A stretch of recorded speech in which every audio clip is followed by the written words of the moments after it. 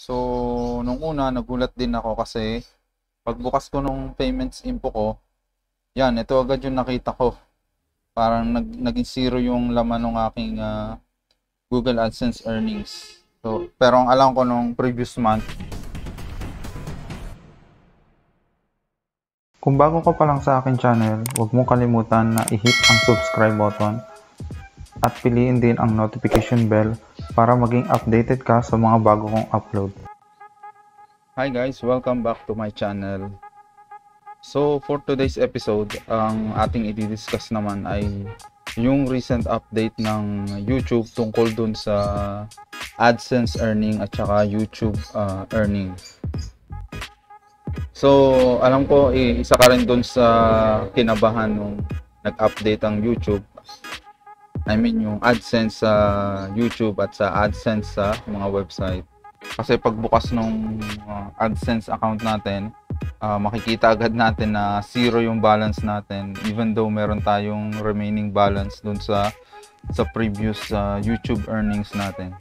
So actually it's an update only. Ginawa nila na pinaghiwalay na nila yung kita sa AdSense sa website at kita sa AdSense sa YouTube. So ngayon ipapakita ko sa inyo kung ano yung nangyari din sa akin na akala ko nawala talaga yung earnings ko. So ipakita ko lang sa inyo.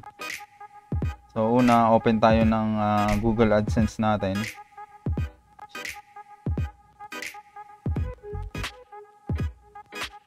Yan, magsa-sign in tayo sa Google AdSense. So yan, nasa loob na tayo ngayon ng ating Google AdSense. And kung mapapansin nyo dito sa taas, meron ditong notification na nakalagay. You have a new YouTube payments account. Any unpaid YouTube earnings will be moved to your new account from your old one before the next disbursement. So yan, papakita ko sa inyo kung ano yung changes ng ginawa ng Google AdSense para paghiwalayin nila yung kita na AdSense for website and AdSense for YouTube.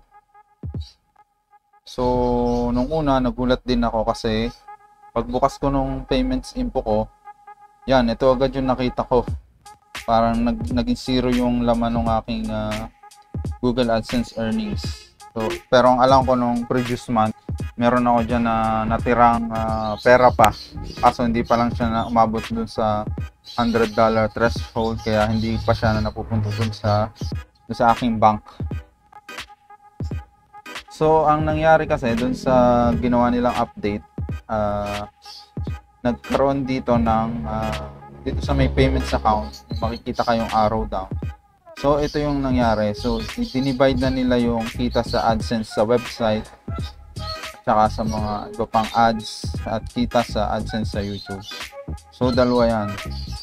So ang nakita natin na zero ay yung AdSense sa website kung wala pa tayong ina-add na website na pwedeng kumita. So, syempre, zero pa rin yung magiging balance natin dyan. Yan, pag pinili nyo naman tong isang option na YouTube Philippine US dollar, and then makikita nyo dyan, magre-reflect yung kita nyo ng YouTube no previous months. So, basically, ito ay isang auto update mula sa Google AdSense. So, hindi nyo kailangan gumawa ng isang bagong YouTube account sa AdSense o i-delete nyo yung AdSense nyo kasi nakita nyo zero, akala nyo nag back to zero yung account. So wag nyo gagawin na mag-create ng isang YouTube new YouTube Google AdSense account or i-delete yung inyong AdSense kung ayaw nyo na hindi na makuha yung previous earnings nyo nung huling buwan. So basically, wala kayong ang gagawin, isa itong auto-update lamang. So yan, kung pupunta kayo dito sa YouTube Studio Analytics, punta kayo sa revenue.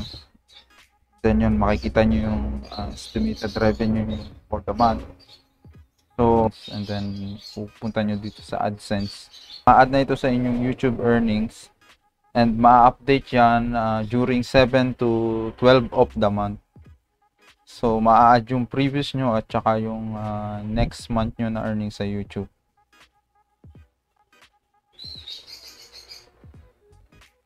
So, yan lang naman guys. So, i-share ko lang yung experience ko dito sa update ng Google AdSense. So, I hope na nakatulong ito sa inyo. And special shoutout din kay NJ Tech doon sa channel niya kasi doon ko rin nakita at na-realize na it's an automatic update. So, hindi natin kailangan na galawin yung Google AdSense natin. So, ang kailangan lang natin ay maging patience, maghintay, at eventually yung mga earnings natin matatransfer din niya dun sa ating bagong YouTube, dun sa ating dun sa mga changes dun sa Google AdSense. So, magkakaroon siya ng ganitong tab or options, and then dito madi-divide na nga yung kita sa AdSense sa mga website at kita sa AdSense sa ating YouTube account. Ito naman yung interface ng bagong Google AdSense update. So, nagkaroon siya dito ng option na mag-add ng site. So, pag click nyo yan, pwede kayong pag click nyo yung add site, pwede kayong mag-add ng mga website na pwedeng kumita sa Google AdSense. So, let's say meron kayong mga vlog, mga food vlog or technology vlog.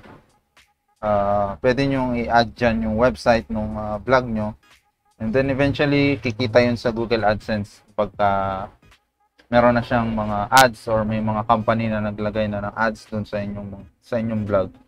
I hope yung mga viewers ay nagkaroon din ng linaw tungkol dito na you don't need to change anything. It's an automatic update lang mula sa Google AdSense.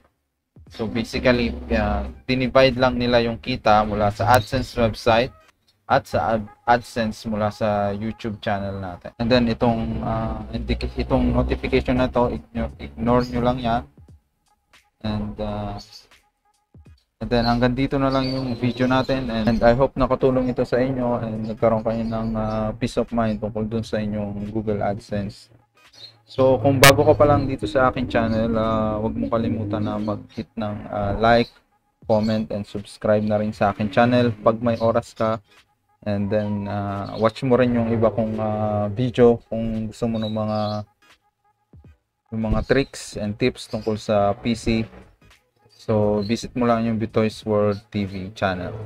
Kung naibigan mo ang video ito at nakatulong ito sa iyo, paki-click naman ng like button at mag-iwan ka rin ng iyong komento kung nagawa mo ang steps na ito.